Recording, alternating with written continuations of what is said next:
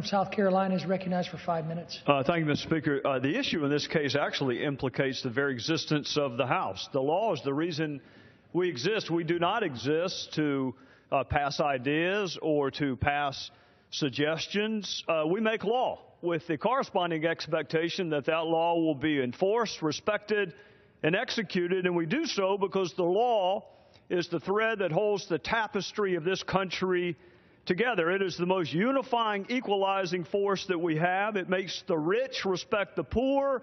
It allows the powerless to challenge the powerful, and attempts to undermine the law, Mr. Speaker, regardless of motivation, are detrimental to the social order.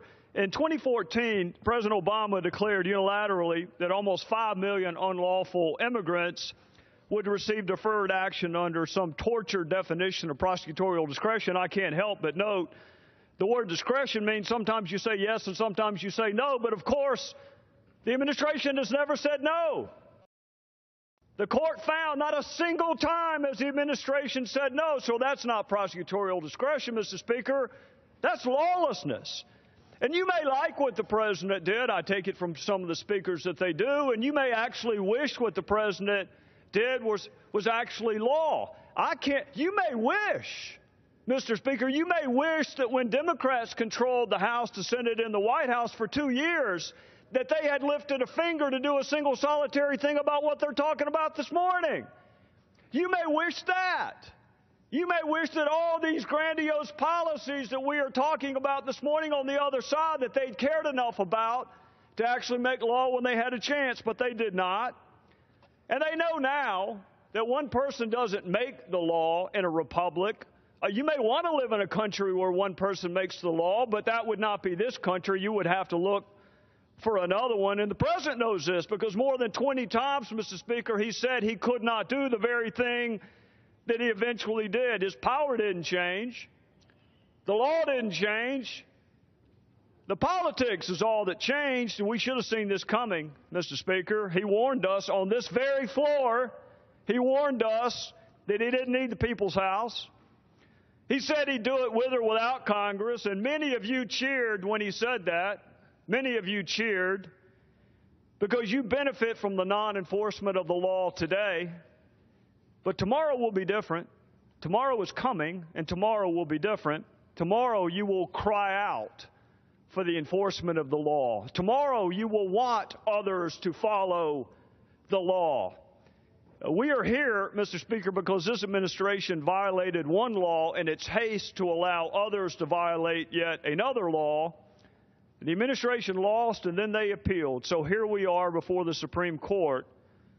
For 2 years, Mr. Speaker, Congress has let the executive branch engage in constitutional adverse possession. Today it's immigration. Tomorrow it will be some other law. And one day, I say to my friends on the other side of the aisle, one day your party may not control the gears of enforcement.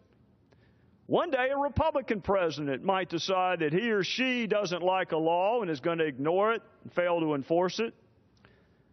For more than 2 centuries, Mr. Speaker, the law has been more important than any political issue.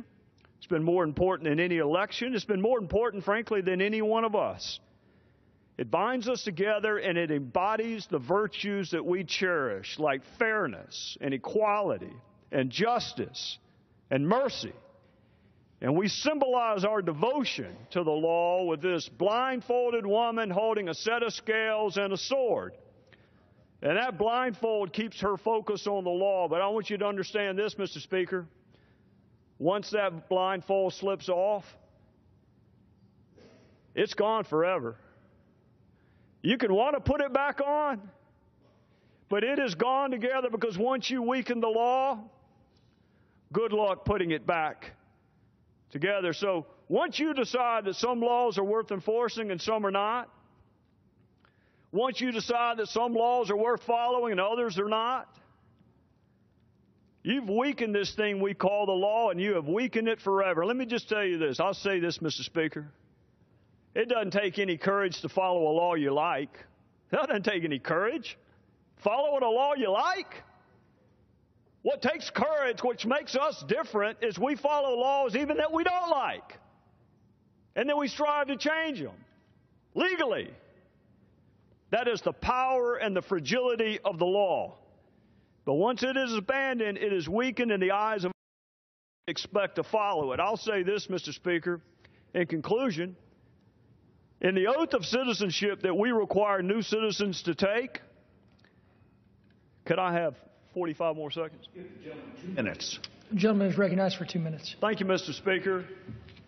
In the oath of citizenship that we require new citizens to take, and I'm sure the Speaker already knows this, and perhaps some of my colleagues on the other side may know this as well, but in that oath, it references the law 5 separate times. 5 separate references to this thing we call the law in the very oath that we want new citizens to take. 5 times in a single paragraph.